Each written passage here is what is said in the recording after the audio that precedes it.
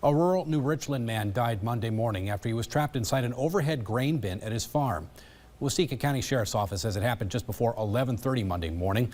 They received a call from a woman who said that she couldn't contact her husband, who was inside the bin.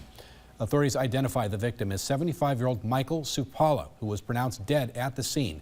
Waseca County Sheriff's Office, New Richland Police, New Richland Fire and Rescue, Waseca Fire and Rescue, Ellendale Fire and Rescue, and North Memorial Ambulance personnel all responded to the scene.